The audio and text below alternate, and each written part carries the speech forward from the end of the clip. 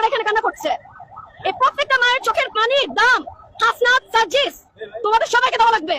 খালাম্মা শোনেন, সার্জিস হাসনাত কি বিমানের পাইলট ছিল, নাকি বিমান বাহিনীর প্রধান ছিল, নাকি তারা 20 বছর ধরে ক্ষমতায় থাকার পরেও বিমান বাহিনী এবং বিমানগুলো আধুনিক করা তাদের পক্ষে সম্ভব হয়নি? ভাঙ্গারি বিমান দিয়ে তারা প্রশিক্ষণ চালাইছে, যার কারণে সার্জিস হাসনাত দোষী। এই সমস্ত গোবর ভর্তি মাথার লোকদের কারণেই বিশৃঙ্খলা সৃষ্টি হয় দেশে। আর ওখানকার প্রত্যক্ষদর্শীরা যারা নিজ চোখে দেখেছে, তারা আগে কেউ কেউ বলল যে শত শত লোক মারা গেছে, শত শত সন্তান মারা গেছে, ছাত্ররা মারা গেছে। এখন আবার বলতেছে যে এগুলো সব ভুয়া কথা, ওরা হচ্ছে মিথ্যা কথা বলছে। সর্বমোট 20-25 জন হবে মারা গেছে। তাহলে কাদের কথা সত্য?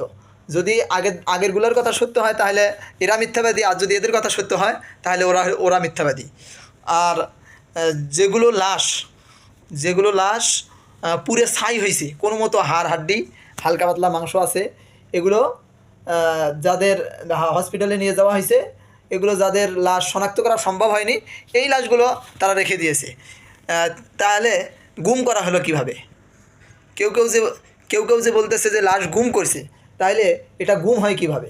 যখন একটা ছেলে পোড়া কাপড় নিয়ে, উলঙ্গ অবস্থায় পোড়া শরীর নিয়ে দৌড়ায়, বেডে পোড়া শরীর নিয়ে কাতরায়, তখন দেখে যে কোনো পাষাণেরও চোখ দিয়ে পানি পড়বে।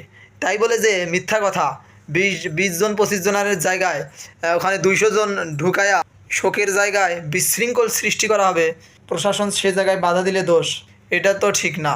আমরা গুজবে কান না দেই আর দেশের ভিতরে বিশৃঙ্খলা সৃষ্টি না করি।